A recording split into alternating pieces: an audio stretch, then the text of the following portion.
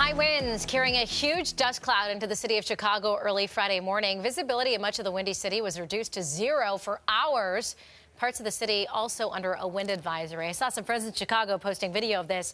It was wild to see. Melanie, I know this interests you, and you're no stranger to these kinds of dust storms. Right. I lived in Arizona, and so that was a thing we had to constantly monitor. And one of the reasons I actually got into meteorology because I found it interesting. So that's a very rare event that did happen in Chicago. That's only the second time that the National Weather Service office in Chicago had to issue a dust storm warning, just to give you an idea of how rare it is. Now, that system continues to move east, and it's going to give us the chance for some storms later on. Now, we aren't talking about as severe as some of the storms that we've been seeing across parts of the Midwest, but there will be some energy that's left over. And we look at radar and satellite. We have a lot of clouds out there. It's still fairly quiet. We've had a cluster of showers and storms that's off to our north and west. And now I'm starting to watch some of these showers and storms develop across Pennsylvania and New York State. So areas around us starting to fire up. And this is just attached to that dynamic system that continues its eastward journey. Already we've had severe storms across the mid-Atlantic and down to the south this morning. So the greatest threat for any storms that we do get to be severe is going to be the farther west that you are today. That's where we have that slight risk in the yellow shading,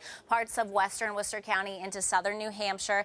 And then that threat is not as high the farther east that you get closer to the coast, but still a storm or two could become severe. So we have a marginal risk where you see that green shading. So the biggest threat for any of these weather impacts I'm going to mention is where you see that slight risk shading. So that'll be the farther west that you get. Any storm that turns severe, the biggest threat is going to be damaging wind gusts 60 miles per hour or higher. As with any storm, downpours and lightning always a threat. There's a lower risk for hail and even a very low, not a zero chance for tornado to develop. And I think the best chance for that is far western New England. So just a heads up if you have travel plans to say into Vermont or New York, that's where it looks more likely. Now we look at our future forecast. We've kept a lot of clouds and the fog around. As we get closer to midday, I still think there's a chance for a storm or shower to pop up within our area. But watch what happens with future forecasts. We start to get some sunshine here, and that is just going to add more instability to the area where we have this cold front pushing on through, sparking some of these storms. This is as we're watching into the afternoon and evening. The chance for the showers and storms moves from the west off to the east. And as we get to tonight, we lose that strength of those storms, but I still think there's the potential for some downpours as we get to tonight. So we will have to be weather aware. Again, it's not going to be a washout the entire day, but if you do hear thunder, you want to take any of those activities that you were doing outside and then just move everything indoors. As we look at the dew point trend, the good thing about this cold front moving on through is going to get rid of that humidity, and it's going to be a more comfortable air mass come tomorrow. Our future forecast shows we wake up to some sunshine. We do like to see that, especially after waking up to the cloud cover this morning. Low pressure is still nearby, so it's going to wrap in some cloud cover and the chance for some spotty showers on the back side of things later in the day. Again, anything we get pretty light stuff, I wouldn't worry too much about it. Temperatures are in the 60s. We are warm, aren't we? 67 in Boston. A southerly breeze continues to transport in that low-level moisture, continuing to keep us humid today. And temperatures are generally going to make it into a range of the mid to upper 70s. I think a lot of towns upper 70s if you get more sunshine. Overnight, we're clearing things out. Temperatures hold in the mid to upper 50s, and tomorrow will be in the upper 60s, low 70s. So just not quite as warm as today, and the breeze is going to pick up as we have increasing cloud cover too. Enjoy the 70s this weekend. Temperature trend is going down. Look where those high temperatures head next week in the 50s. Yeah, we do need it, but it's just unfortunate. It always happens on the weekends here in southern New England. Isn't that the case?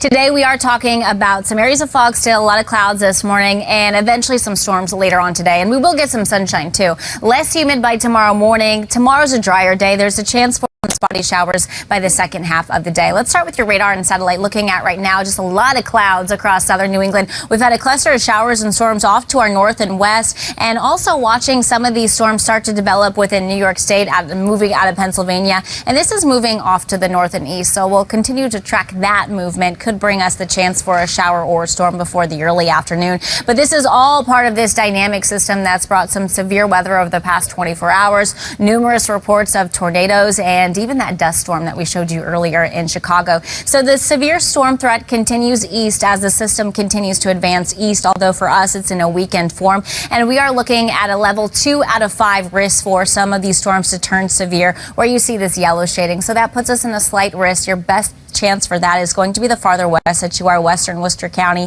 and into southern New Hampshire. Any of these storms, maybe 1 or 2, could still be severe within Metro West, but there's going to be a lower end chance. So as these storms continue to push closer to the coast, they are going to be even farther weakened. We look at our weather impacts, and the biggest threat with this is going to be damaging wind gusts, 60 miles per hour or higher. With any storms that develop, downpours and lightning are always the case there, but then a lower risk for hail and a low risk for a tornado to develop, and that's a non-zero chance, but the threat is very low, and that is going to be for farther western New England. If your travel plans take you there, just a heads up. Future forecast shows that we keep a lot of these clouds with us, and into the afternoon is where we're going to start to see some sunshine start to develop. And what that's going to do is just create more instability for some of these storms to get a little bit stronger. As we look at future forecasts, here's the time period within Metro West where you can get outside. We just want to stay weather aware this afternoon. And we look at some of these storms start to fire up out of the northwest, continuing to advance to the east through this evening.